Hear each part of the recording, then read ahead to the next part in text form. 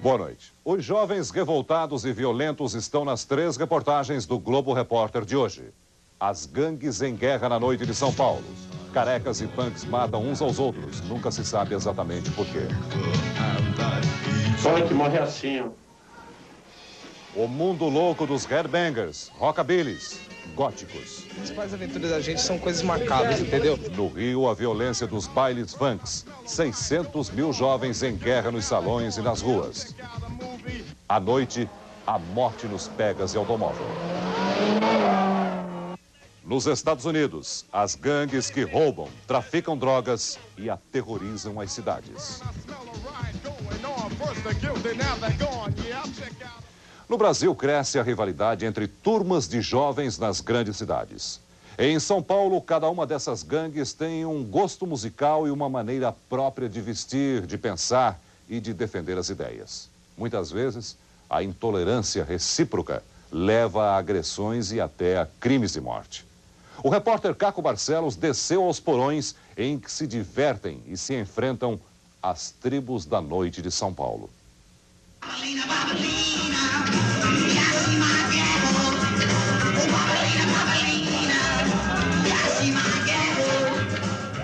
A turma do rockabilly se amarra na música e no visual de 40 anos atrás. Nas ruas da cidade e na pista do salão, celebra os anos 50.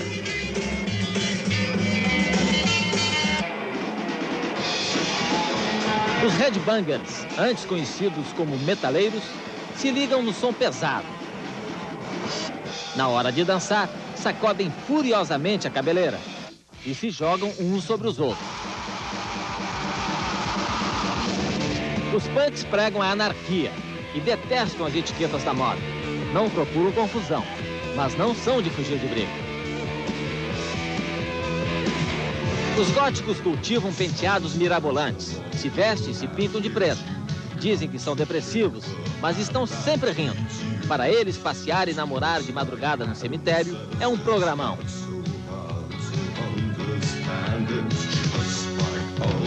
Os carecas não são exatamente calvos. Usam o cabelo bem curtinho, se definem como nacionalistas e costumam usar os punhos para defender as ideias.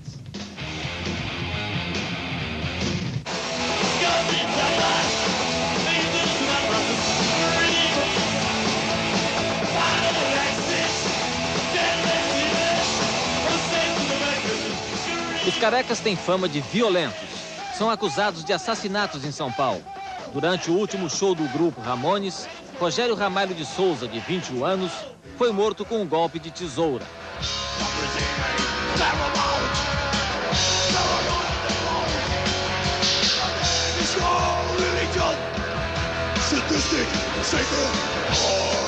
No show do grupo Sepultura, nova acusação contra os carecas. A morte de Alexandre Salzedo, de 17 anos, esfaqueado na plateia. Até hoje, a polícia não identificou os assassinos.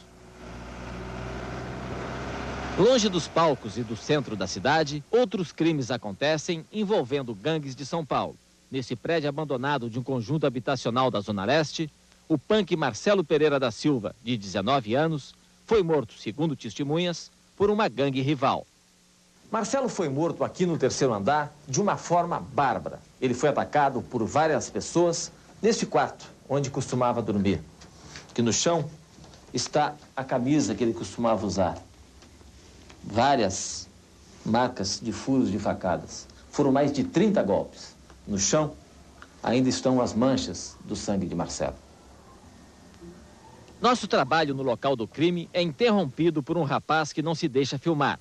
É um amigo do punk assassinado. Concorda em dar entrevista, mas escondendo o rosto. O que você acha de uma coisa? Covardia. Pegaram o menino dormindo aí, ó. Sozinho. Vieram uns 10, 12, pegaram o menino. Punks, né? Deu, punk. Ele é um cara feliz, o Marcelo? Não podia ser uma pessoa feliz. Eles demonstravam ser felizes. Pra morar num lugar desse, ter brigado com os pais, tudo. Que nem ele falava assim, ó. O punk veio ao mundo pra mostrar sua morte à sociedade, ó. Pra vocês saberem como é que punk morre, ó. Tá vendo? Punk morre assim, ó. Por isso que existe punk. Pra mostrar a morte.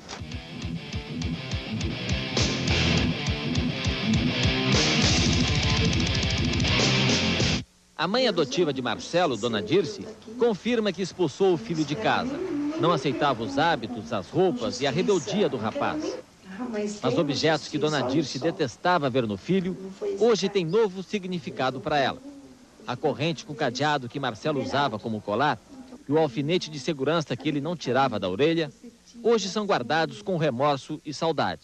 Marcelo, que ele continua comigo todos os dias, todas as horas. Não penso nem nas pessoas que fez isso. Não penso. A toalha dele deve ainda ter cheiro dele, mesmo lavada, guardada, e não dou para ninguém isso. Isso aqui nunca vou dar.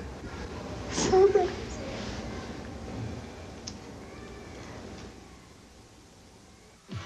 Não se sabe quem matou Marcelo. Podem ter sido punks, podem ter sido carecas. Amigos de Marcelo aqui na Zona Leste costumam dizer que punks e carecas são como azeite e água. Não se misturam. Odeiam-se até. Mas ele fazia parte de uma gangue punk que tem uma característica única. É aliada a uma gangue de carecas.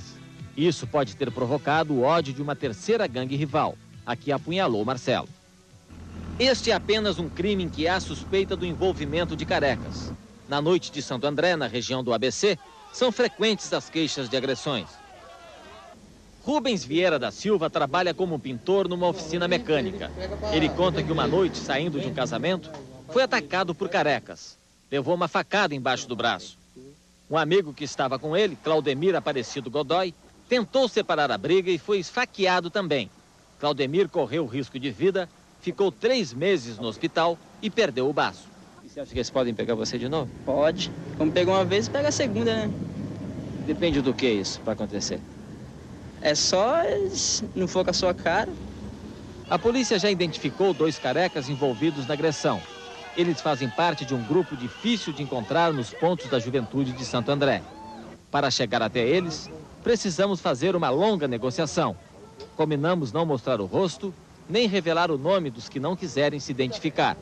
O encontro foi marcado para uma noite de sexta-feira, num canto isolado do Paço Municipal, onde fica a Prefeitura de Santo André. A polícia ela tem uma imagem denegrida do careca. Careca não é um cara que sai por dando porrada em todo mundo, não. O careca tem ideologia. Você pode ver que todos os carecas aqui é a bandeira do Brasil, certo? É símbolo bem de nacionalismo mesmo. O Brasil tem tudo para ser primeiro mundo. Não é primeiro mundo porque o primeiro mundo não deixa. É bem por aí, né, meu? Queria um país unido, um povo mais lutador, um povo que lutasse pelos seus direitos. O que foi isso aí? Isso aqui foi uma facada, que até hoje não se foi dentro de salão. Quem os caras... Punk, né? Só que punk sempre pega pelas costas. É? Eu tenho cicatriz na perna também. Tem careca que tem furo de bala. É sempre assim, é sempre pelas costas. Já teve morte entre vocês? Já chegou a ter algumas mortes. Então careca treina mesmo, certo? Ninguém anda armado não, mas careca treina mesmo. Faz full contato, halterofilismo e treina mesmo. Visando principalmente a saúde do corpo.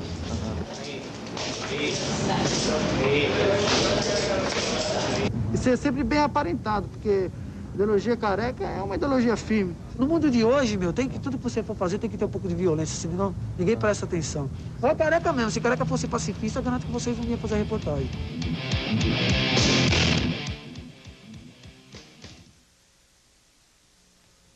O alvo principal dos punhos dos carecas são os punks. E como você vai ver a seguir, muitos punks escondem o rosto na hora da entrevista. Mas tiram a máscara na hora de expor e defender suas ideias anarquistas em plena Avenida Paulista. Veja também a dança furiosa dos headbangers.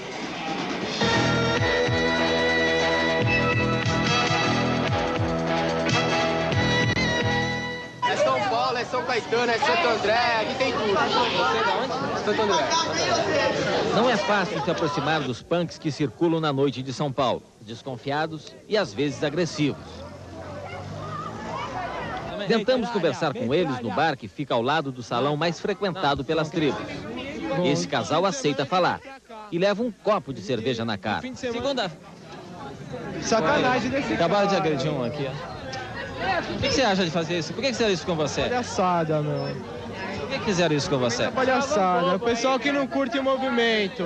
A agressão vem de um punk que logo em seguida arma uma confusão no bar.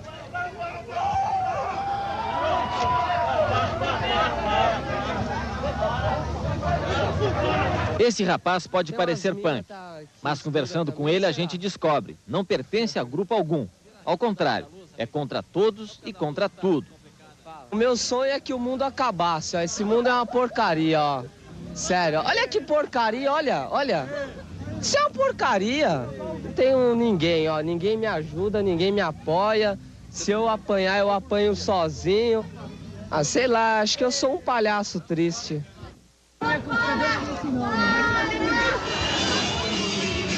Em outro salão, bem no centro de São Paulo, alguns punks se divertem na festa de aniversário da casa. Paz e amor, a palavra de ordem dos hippies, não é, definitivamente, o lema dos punks.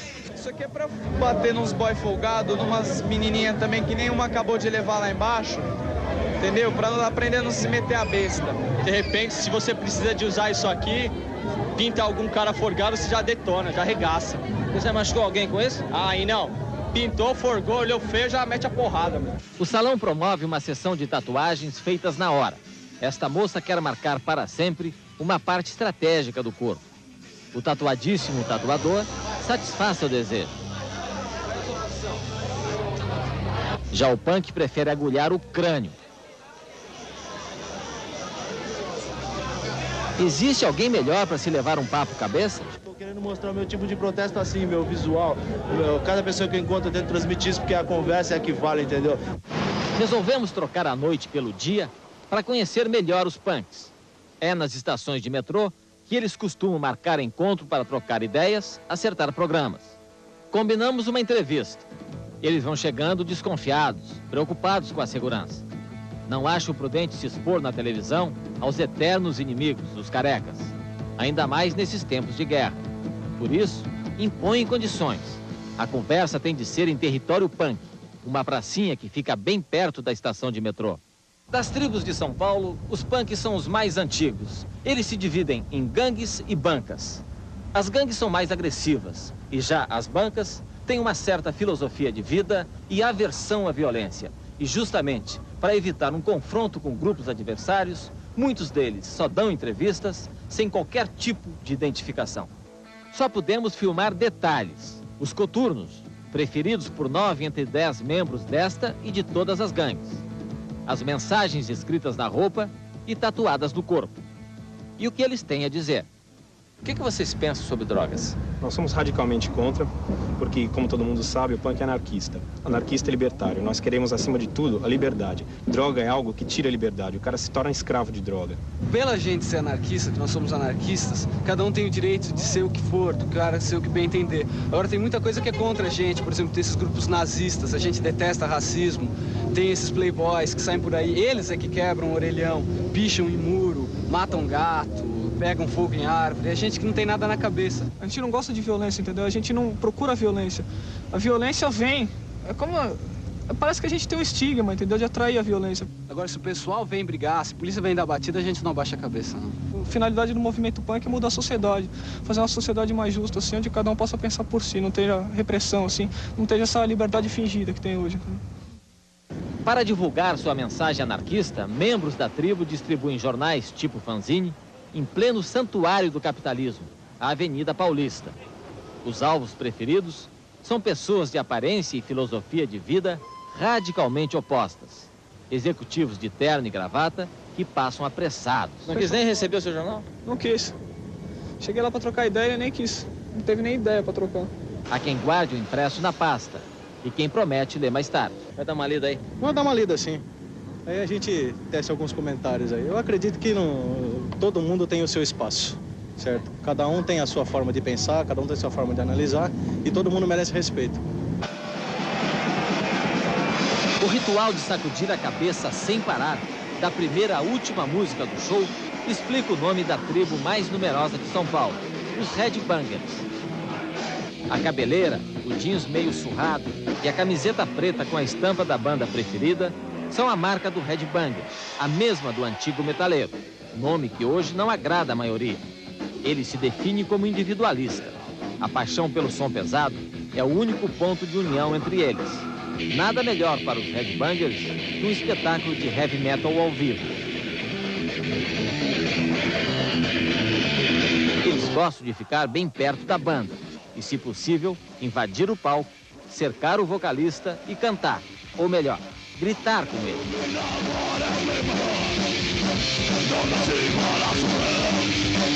A dança agressiva, para quem não é um headbanger, parece uma grande briga de salão. Coisa de homem. As moças gostam de ver, mas longe dessa confusão que os heads chamam de mosh. Os mais empolgados preferem dançar de maneira ainda mais perigosa. Sobem ao palco, pulam em volta dos músicos, abrem os braços como se fossem voar e se jogam sobre a plateia. Quanto mais gente saltar, maior será o sucesso do show.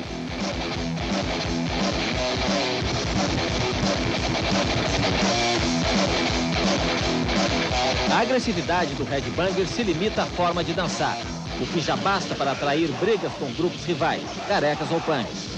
Foi em shows com grande público headbanger que aconteceram crimes de morte nos últimos meses, mas eles não gostam de falar disso. O vocalista da banda Ratos de Porão, que participou de 2 desses espetáculos, reage com irritação quando o assunto é violência. Esse negócio de morte é sensacionalista, eu não aguento mais, cara, isso. Falou, meu, chega, pelo amor de Deus, para. Morre 900 negros no carnaval, futebol, sai na rua, tem nego morrendo. Por que ficar com um carinha que morreu no show de rock? Oh, violência, não sei o quê. Eu tô fora disso, eu não quero falar sobre violência em show de rock, não tem, cara. Eu não sei de nada!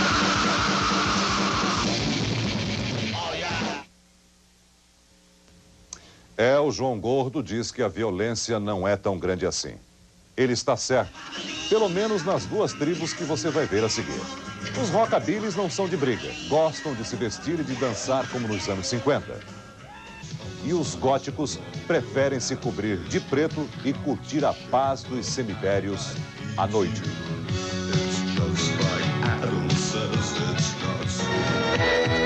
O sorriso do lagarto. Nada de gel, brilhantina ou qualquer produto da moda. O melhor penteado gótico é preparado com água e sabão. O cabelo desalinhado dos músicos ingleses da banda The Cure é muito imitado. Além do sabão, lápis preto e batom preto são obrigatórios. Os rapazes também pintam os lábios e realçam as sobrancelhas. A maquiagem tem de ser escura, mórbida, assim como a roupa, dos pés à cabeça, tudo negro. Até o gótico mais sorridente gosta de curtir uma depressão, nem que seja apenas na aparência. Ser gótico é ser uma pessoa diferente, ou melhor, não é ser diferente. É não ser igual às outras pessoas, tá? É curtir o visual pretão, a gente não se droga, a gente não mora, a gente bebe e a gente é feliz. Tem gente que agride vocês? O que foi isso aí? Foi uma treta aqui dentro ontem.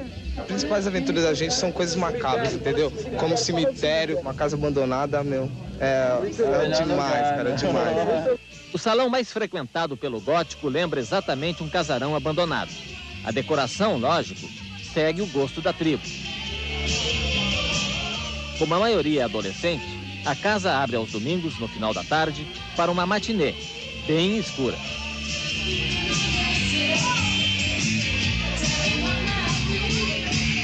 Não é só nas roupas e na maquiagem que os frequentadores dessa casa curtem o preço. O escuro aqui está em toda parte. No porão, por exemplo, luz elétrica não entra de jeito nenhum. Se a gente apagar a nossa luz, não dá para ver mais nada.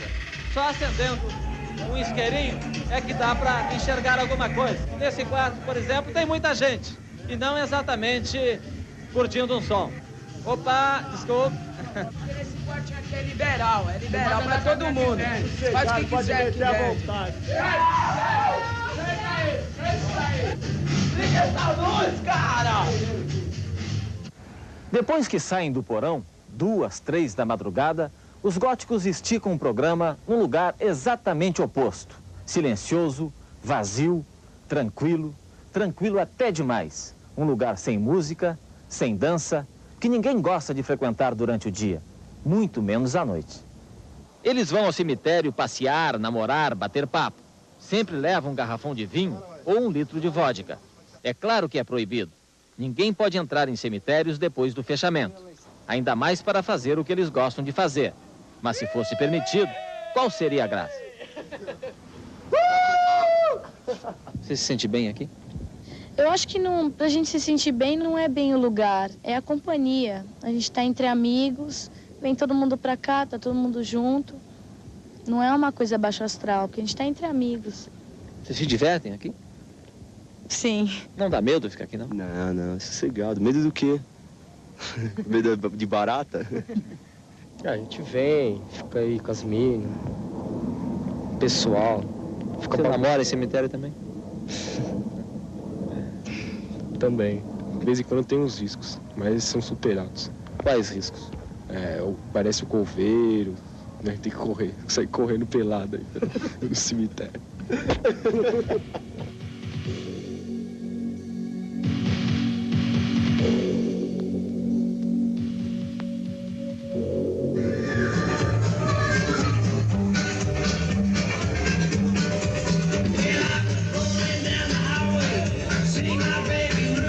Os rockabilis gostam de rock, não da última ou da penúltima moda, mas do velho rock and roll dos anos 50, com direito a todo o visual da época. Na hora de dançar, valem todas as piruetas e malabarismos.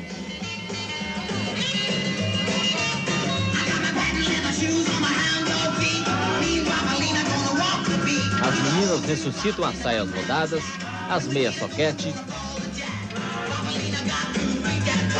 Rapazes capricham no topete, decoram as jaquetas de couro com 1000 badulaques e usam jeans pega-frango, no melhor estilo Tony Campelo.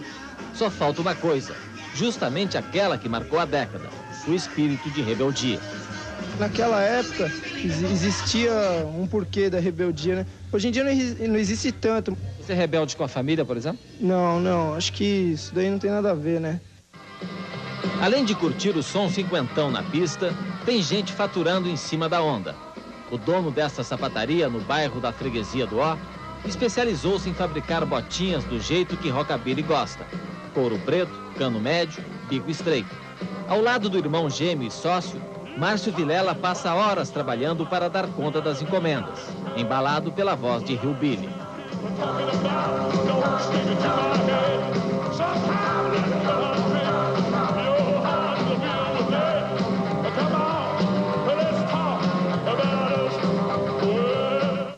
O tupetão que Edio sacode todo orgulhoso na pista de dança não se desmancha na hora de servir a carne na churrascaria que o pai lhe deixou de herança.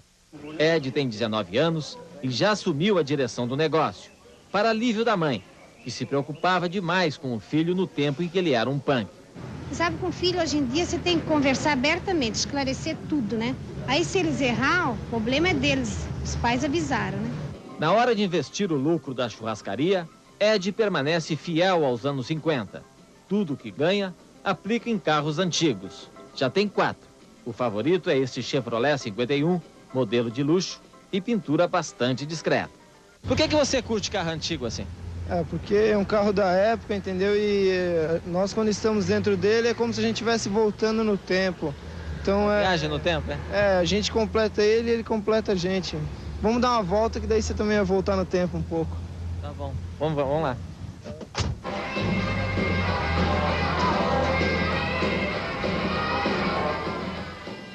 Depois de conhecer de perto os carecas, os punks, os headbangers, não encontramos nenhum motivo sério para justificar a violência entre eles. Ao contrário, numa cidade com mais de 5 milhões de jovens, as gangues fazem parte de uma minoria que tem muita coisa em comum, além do visual extravagante.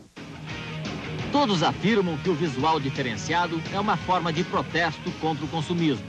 Geralmente são filhos de famílias pobres que estudam e trabalham duro para mudar de vida. Essa gótica vende roupas no shopping center. Mas não é todo mundo que trabalha. Sei lá, eu não trabalho porque me dá desânimo de trabalhar. Dizem renegar as drogas, mas gostam de beber. E gostam muito de beber. Quanto às ideias, não conseguem se expressar com muita clareza. Misturam anarquia e nacionalismo, liberdade e intolerância. Com ou sem causa, todos são rebeldes. Na paz nunca ninguém resolveu, nem conseguiu nada. Tá aí hippie que quis fazer tudo na paz e amor e acabou no... Tá aí, os caras tudo jogados nos cantos e drogados. Alguns chegam à extravagância total, como esse rapaz que se cobriu de tatuagens e enfiou argolas na orelha, no nariz e veja só onde mais. Esse jogo de aparências é o que melhor explica a rivalidade e a violência. Uma violência que até agora não melhorou a vida de ninguém. Só tem produzido tragédias entre as próprias gangues de São Paulo.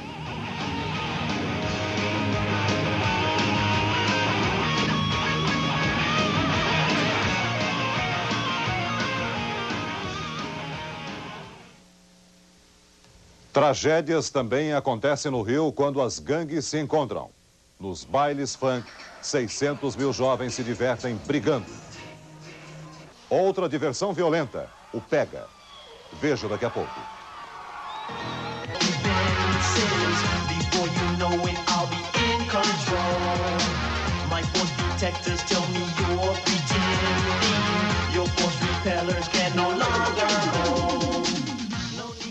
A cultura funk nasceu nos Estados Unidos, mas virou carioca.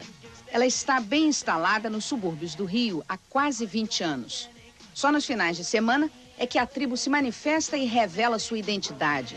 Cada grupinho é chamado de galera, e o que eles têm em comum é morar no mesmo bairro ou favela.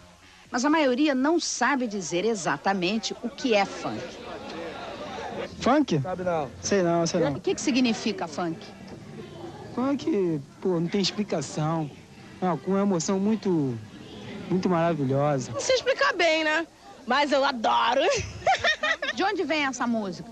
É mais da Baixada Fluminense mesmo. São Paulo. Eu acho que vem dos Estados Unidos. É. Quem te disse que vem de lá? Muita gente fala. Aí eu escuto, né? Também falo. A rapaziada só anda em grupo e se reúne em clubes. Na chegada, cada grupo anuncia de onde vem com um grito de guerra. Um som incompreensível para os ouvidos das pessoas de fora. O bairro de Madureira é a capital da tribo funk, que tem mais de 600 mil adeptos aqui no Rio de Janeiro. A coisa mais importante para as galeras funk é o baile, que é como uma religião para essa multidão de adolescentes. E o maior templo deles é esse aqui, o ginásio de Madureira.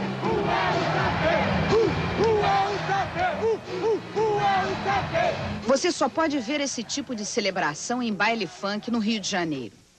Ele reúne as galeras de todos os subúrbios e da Baixada Fluminense. É curioso, mas uma boa parte destes jovens vem ao baile só para brigar. A briga é uma prova de força para cada comunidade adolescente.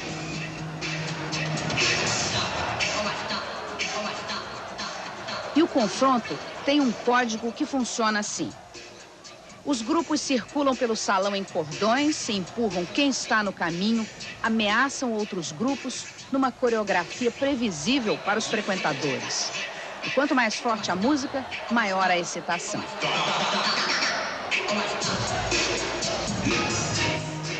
Todos brigam para estabelecer o predomínio do bairro ou da favela onde moram sobre os grupos que moram em outros lugares.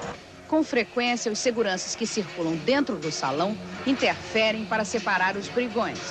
E os próprios seguranças são os que mais batem.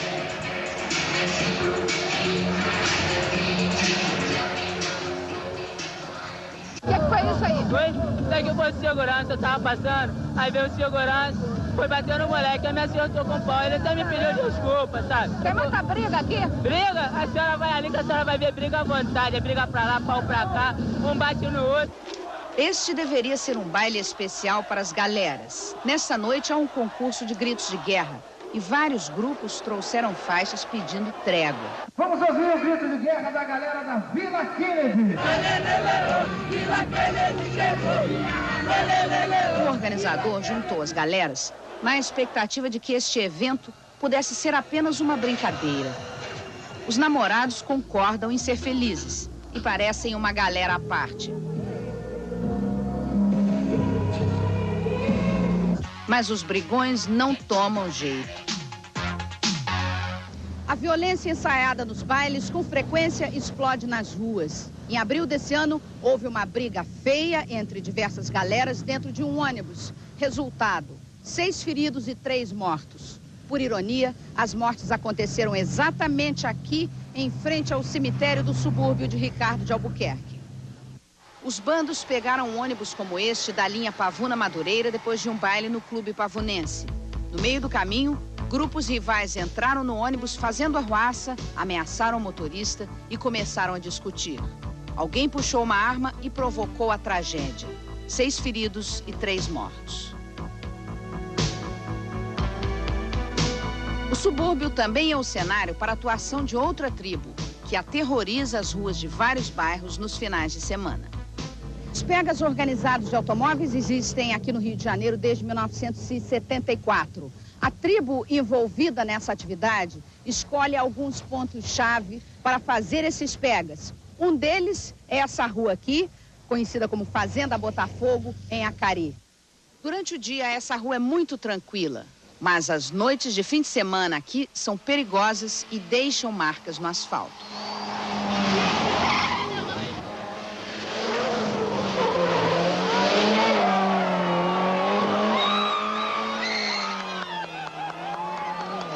Ao contrário das galeras funk, esta é uma tribo noturna e clandestina porque os pegas são proibidos.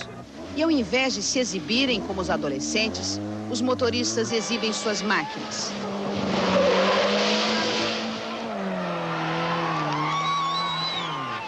Muita gente esconde as placas dos carros. Muitos carros são roubados. Todos eles são envenenados e adaptados para ganhar maior potência e estabilidade.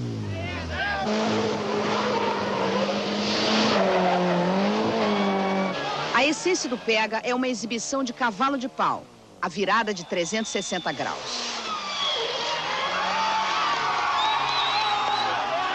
A impressão que dá é que a qualquer momento um desses bichos de olhar ameaçador vem para cima da gente. E, na verdade, essa é uma prática muito arriscada para quem faz e para quem vê também. No meio do tumulto, conseguimos conversar com alguns motoristas de pega. Eles não querem aparecer porque têm medo da polícia e 3 dos rapazes são menores. Eles admitem que o pega é uma ameaça à vida das pessoas. Neste local, com frequência, há acidentes, e muitos deles com mortes. Mas é comum um acidente nesse tipo de pega? Tem 2, 3 por semana aqui. A maioria é fatal. Muitos mortos já teve aqui sexta-feira. Até o carro do Corpo de Bombeiro teve aí, mas não adiantou. Fomos obrigados a interromper a reportagem neste ponto.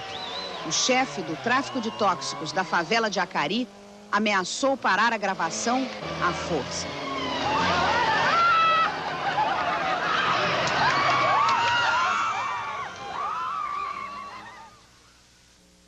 Nossos repórteres correm perigo para revelar o mundo das gangues, e não é só no Brasil. Em Nova York, o repórter Carlos Dornelles investiga as gangues chinesas de Chinatown. Você vai ver daqui a pouco.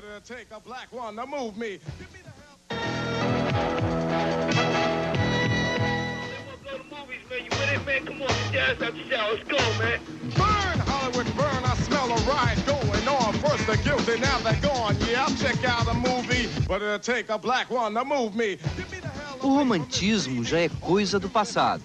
Não sobrou nada das aventuras dos grupos de jovens que imaginavam dominar o quarteirão.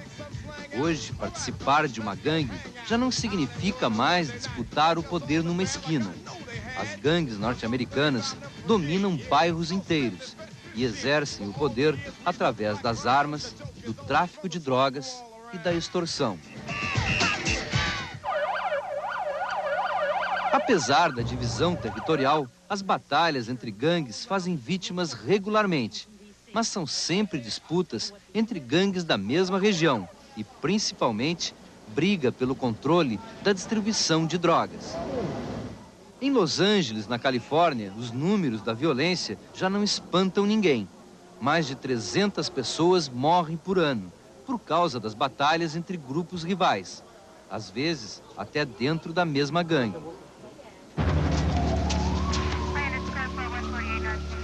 Any drugs or weapons on you?